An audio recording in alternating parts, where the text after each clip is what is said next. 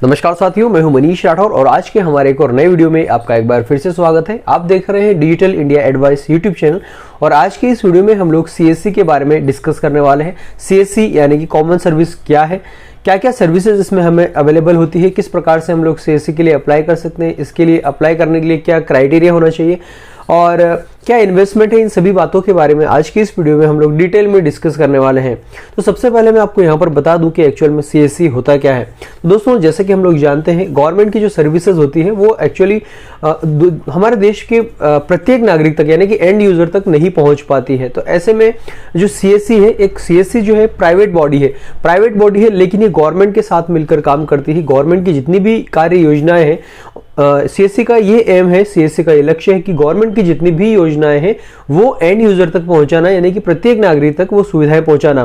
लेकिन अभी तक जैसा कि माना जाता है कि गवर्नमेंट की जो भी योजना होती है वो छोटे छोटे गांवों तक नहीं पहुंच पाती है। तो ऐसे में सीएससी ये काम करता है कि एक हर गांव में एक सीएससी ओपन करता है, एक सीएससी ओपन होता है, कॉमन सर्विस सेंटर वहां पर खोला जाता है और गवर्नमेंट की जो भी योजनाएं आती है वो उस छोटे से छोटे गांव के प्रत्येक नागरिक तक पहुंच जाए, ऐसा जो है सीएससी का लक्ष्य होता है। सिर्फ और सिर्फ गवर्नमेंट ही नहीं, प्राइवेट योजनाएं भी हो गया, प्राइवेट कोई भी सर्विसेज हो गई, कोई वैकेंसीज वगैरह हो गई, गवर्नमेंट की योजना के अंतर्गत हो गई या फिर प्राइवेट योजना के अंतर्गत हो गई, रोजगार प्रदान करने की बात हो गई। तो इस प्रकार की कई सारी सर्विसेज, प्राइवेट प्लस गवर्नमेंट दोनों ही जो है सर्विसेज या फिर हम लोग यूं कहें कि योजनाएं सीएससी के अंदर आती है। और इसे यानी कि पहले क्या होता था कि एक गांव में मल्टीपल सीएससी ओपन किए जाते थे, लेकिन अब जो है थोड़ा सा टफ कर दिया गया है सीएससी ओपन करना, क्योंकि पहले सीएससी जो है फ्री में दिए गए थे स्टार्टिंग में, उसके बाद जो धीरे धीरे अब कंपलसरी कर दिया है कि जो भी सीएससी के लिए अप्लाई करना चाहता है उसे एक एग्जाम पास करनी होती है। और जिन लोगों ने ऑलरेडी सीएससी खोल के रखा है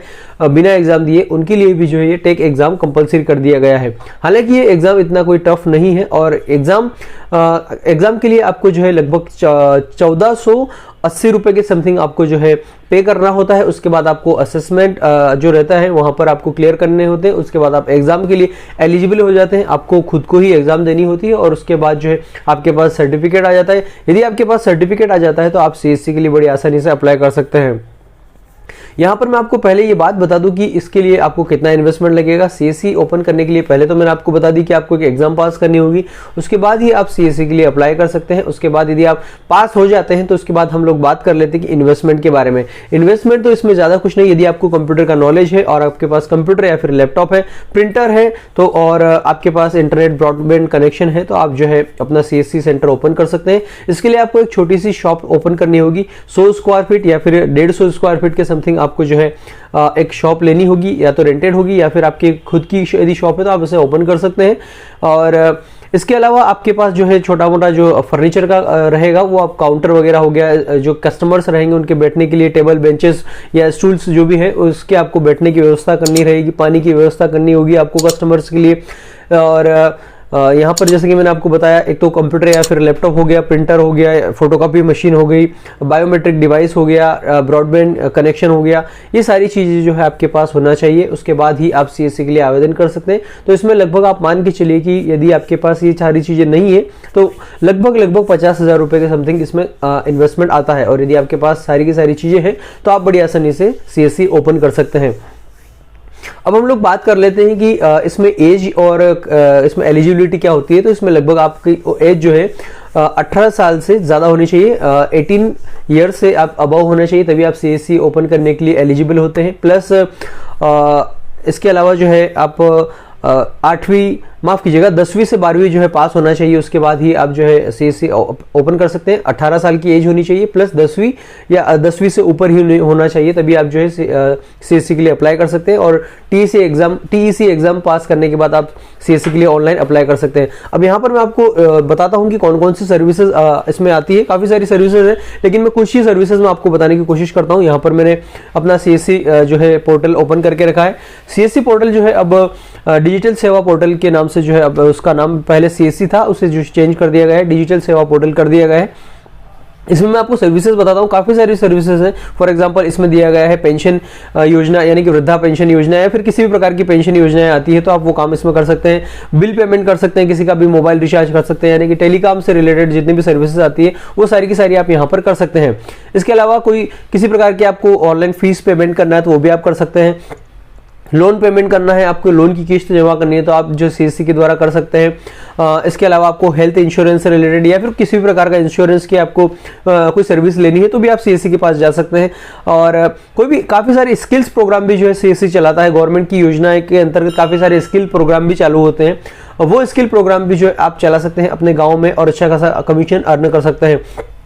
इसमें क्या होता है, वॉलेट में आपको पैसा ट्रांसफर करना होता है, वॉलेट के अंदर पैसा डालना होता है, उसके बाद जो है जो भी सर्विस आपको लेनी होती है या फिर कस्टमर तक पहुंचानी होती है तो उस सर्विस का पैसा आपके वॉलेट से कट जाएगा और आप उसके बदले से कस्टमर से पैसा ले सकते हैं। इसके अलावा आप आधार का अपडेट का काम भी कर सकते हैं, आधार सेंटर का काम भी ले सकते हैं। यदि आपके पास सीएससी है तो उसके बाद में आप जो जाके आधार सेंटर का काम भी आप इसके थ्रू ले सकते हैं। इसके अलावा और मैं आपको बताऊं कि आप इंश्योरेंस ले सकते हैं, बिल पेमेंट कर सकते हैं, फास्टैग का काम कर सकते हैं, फास्टैग बना सकते हैं। और इसके अलावा टेलीकॉम सर्विसेज जैसे मैंने आपको बताया, इनकम टैक्स पे कर सकते हैं, रिचार्ज का मैंने आपको बता दिया, टिकट बुकिंग कर सकते हैं, चाहे वो किसी भी प्रकार की टिकट बुकिंग हो वो आप यहाँ पर कर सकते हैं। किसानों के बारे में जो भी आपकी योजना आती है उनको आप जो है यहाँ पर आप देख सकते हैं। एजुकेशनल से रिलेटेड काफ़ी सारी जो है यहाँ पर सर्विसेज हमें मिल जाती है। तो ये मैंने आपको कुछ ही सर्विसेज के बारे में बताया है, लेकिन अलग अलग स्टेट्स से रिलेटेड काफ़ी सारी सर्विसेज होती है। मान लीजिए मध्य प्रदेश से आप बिलोंग करते हैं तो एमपी में अलग सर्विसेज हैं, राजस्थान में अलग सर्विसेज हैं, वहाँ की अलग योजनाएं वहाँ की गवर्नमेंट की। तो जो स्टेट गवर्नमेंट की योजनाएं हैं वो भी आपको इसमें मिल जाएगी, सेंट्रल गवर्नमेंट की योजना है वो भी आपको इसमें मिल जाएगी, प्राइवेट योजनाएं हैं, कुछ काम है तो वो भी आपको यहाँ पर मिल जाएगा। काफ़ी सारे काम है इसमें आपको, यानी कि यदि आप सीएससी स्टार्ट कर दें तो आपको वैसे भी समय नहीं मिलने वाला है। उसके अलावा भी आप काफ़ी सारे काम जो है अपने सीएससी सेंटर पर कर सकते हैं, जैसे कि आप फोटो कॉपी का काम कर सकते हैं, प्रिंट निकालने का काम कर सकते हैं। आप अपने यहाँ पर एक फोटो, पासपोर्ट साइज के फोटो, यदि आपके पास प्रिंटर है तो एक कलर प्रिंटर है तो आप पासपोर्ट साइज के फोटोज निकालने का काम भी आप अपने यहाँ पर कर सकते हैं। तो चलिए अब मैंने आपको यहाँ पर शॉर्ट में कुछ एक्सप्लेन किया है क्या क्या सर्विसेज यहाँ पर है। अब मैं आपको थोड़ा सा यहाँ पर बताना चाहूंगा कि किस प्रकार से हम लोग जो है ऑनलाइन अप्लाई कर सकते हैं सीएससी के लिए और टेक एग्जाम के लिए हम लोग किस प्रकार से अप्लाई कर सकते हैं। तो इसके लिए मैं आपको लेकर चलूंगा अपने लैपटॉप स्क्रीन पर। तो ये आ गए हम अपने लैपटॉप स्क्रीन पर और यहाँ पर मैं आपको थोड़ा सा डैशबोर्ड दिखा देता हूँ। सीएससी का डैशबोर्ड किस प्रकार से हमें दिखाई देता है। यहाँ पर आप देख सकते हैं अलग अलग कैटेगरीज ऊपर दी गई है। ये यहाँ पर देख सकते हैं telecom, tax payment, DTH, health, gas, pension, water, travel. और यहाँ पर जो है आप यहाँ पर स्क्रॉल डाउन यदि करते हैं तो आप यहाँ पर काफ़ी सारी सर्विसेज भी देख सकते हैं। जैसे कि यहाँ पर लिखा है यूआईडी सर्विसेज, जो मैंने आपको आधार कार्ड से रिलेटेड जो सर्विसेज बताई है तो वो यहाँ पर हरियाणा की जो है सर्विस यहाँ पर आपको मिल जाती है। हरियाणा स्टेट का भी नाम लिखा है। यहाँ पर आप देख सकते हैं कि हिमाचल प्रदेश का यहाँ पर कुछ नाम लिखा है, तो हिमाचल प्रदेश से रिलेटेड जो है यहाँ पर कुछ सर्विस हमें दी गई है। एम किसान योजना भी आपको यहाँ पर इसका जो सर्विसेज का ऑप्शन यहाँ मिल जाता है। देख सकते हैं आप यहाँ पर प्रधानमंत्री फसल बीमा योजना असम, लेकिन ये असम का है, असम की जो गवर्नमेंट है, स्टेट गवर्नमेंट, उसकी ये सर्विस यहाँ पर हमें मिल जाती है। और इसके बाद यहाँ पर आप चाहें तो स्क्रॉल डाउन कर सकते हैं या फिर आप चाहें तो यहाँ पर डायरेक्टली कोई भी सर्विस सर्च कर सकते हैं राइट एंड टॉप कॉर्नर पर। और इसके अलावा यहाँ पर कैटेगरी वाइज भी दी गई है, जो भी कैटेगरी में आप देखना चाहें उस कैटेगरी से रिलेटेड भी आप यहाँ पर सर्विसेज जो है सर्च कर सकते हैं। काफ़ी सारी सर्विसेज जो हमें यहाँ पर मिल जाती है। चलिए अब यहाँ पर मैं आपको वॉलेट भी दिखा देता हूँ। वॉलेट से रिलेटेड भी आपके पास यहाँ पर काफ़ी सारे ऑप्शन मिल जाते हैं। अभी मैं फिलहाल आपको बताता हूँ कि हमें अप्लाई किस प्रकार से करना है। सीएससी के लिए हम लोग अप्लाई किस प्रकार से कर सकते हैं। तो आपको सबसे पहले जो है register.csc.gov.in वेबसाइट ओपन कर लेना है। ये वेबसाइट ओपन करने के बाद कुछ इस प्रकार से इंटरफेस आपको दिखाई देगा। अब यहाँ पर मान लीजिए आपको जो है सीएससी के लिए अप्लाई करना है, तो ये पोर्टल ओपन करने के बाद आप यहाँ पर क्लिक हियर टू रजिस्टर पर क्लिक करेंगे। लेफ्ट साइड में आप देख सकते हैं क्लिक हियर टू रजिस्टर, यानी कि वीएलई रजिस्ट्रेशन यहाँ पर लिखा हुआ है।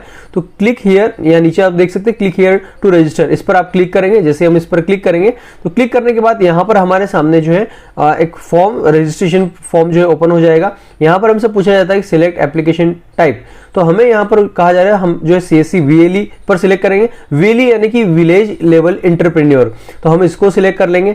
इसके बाद हमें यहाँ पर पूछा जाएगा टेक सर्टिफिकेट नंबर। आपने जो टेक एग्जाम पास करी थी उस टेक सर्टिफिकेट के नंबर आपको यहाँ पर डालने होंगे, फिर मोबाइल नंबर यहाँ पर डालने होंगे, फिर यहाँ पर कैप्चा आपको नंबर यहाँ पर डालना होगा। अब चूंकि आपने टीईसी एग्जाम ही पास नहीं करी है, तो अब ये जानेंगे हम लोग पहले कि टीईसी एग्जाम के लिए हम लोग किस प्रकार से अप्लाई कर सकते हैं। अब जब आप यहाँ पर ये फॉर्म फिल कर देंगे, सबमिट कर देंगे, तो आपसे बाकी डिटेल मांगी जाएगी। इतना आपको मेरे ख्याल से क्लियर हो गया होगा। अब पहले हम लोग ये जान लेते हैं कि टीईसी सर्टिफिकेट के लिए हम लोग किस प्रकार से अप्लाई कर सकते हैं। तो यहाँ ऊपर की ओर आप देख रहे होंगे मेन्यू बार में अप्लाई लिखा हुआ है। अप्लाई यानी कि होम के पास में लिखा है अप्लाई। अप्लाई पर हम लोग जैसे ही क्लिक करेंगे, यहाँ नीचे में आप देखेंगे टैक्स सर्टिफिकेट लिखा है।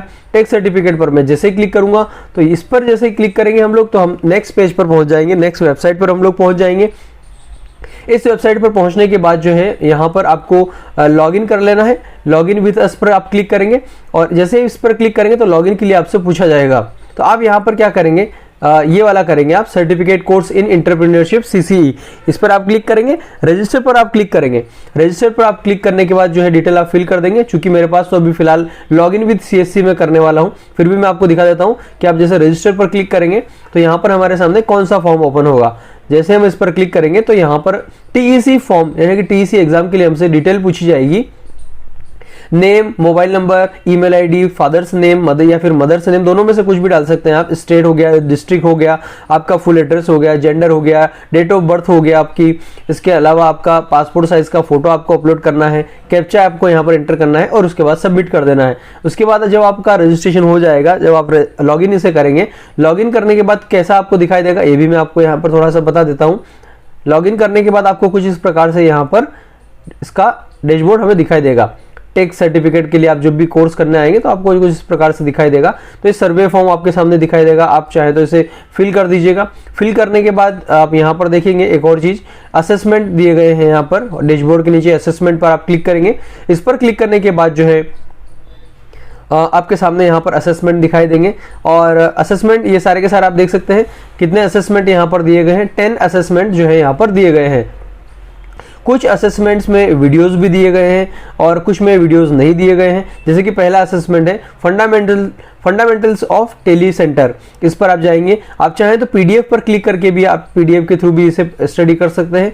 यहाँ पर थोड़ा सा लोड हो रहा है, नेट स्लो है होने की वजह से जो है यहाँ पर हमें इस प्रकार से दिखाई दे रहा है, कोई दिक्कत नहीं। अब चलिए, आप चाहें तो पीडीएफ के थ्रू पढ़ाई कर सकते हैं और यहाँ पर वीडियो अगर अवेलेबल होता तो वीडियो के थ्रू भी आप यहाँ पर इसे पढ़ सकते थे।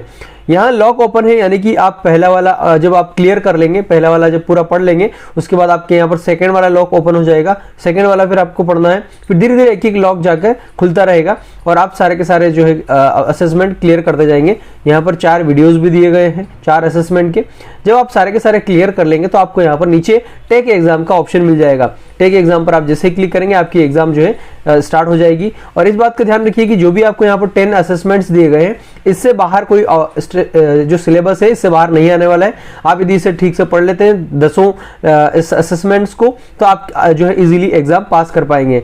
इस प्रकार से आप टीईसी एग्जाम पास करके अपना सर्टिफिकेट यहाँ से पा सकते हैं। सर्टिफिकेट आपको जैसे ही मिल जाएगा, आपको अपना टीईसी सर्टिफिकेट संभाल के रख लेना है, प्रिंट आउट या फिर लेमिनेशन करवा के रख लीजिए। और जो टीईसी नंबर आपको मिलेगा वो टीईसी नंबर आप यहाँ पर डाल दीजिएगा, सर्टिफिकेट नंबर, और यहाँ पर मोबाइल नंबर डालिएगा और उसके बाद जो है आपका फॉर्म यहाँ से प्रोसेस हो जाएगा। इसके बाद सीएससी में जो भी आपसे डिटेल मांगी जाती है वो आप फिल कर दीजिए और सीएससी के लिए आप बड़ी आसानी से यहाँ से अप्लाई कर पाएंगे। और जैसे सबमिट हो जाता है फॉर्म तो आप अपना स्टेटस भी चेक कर पाएंगे।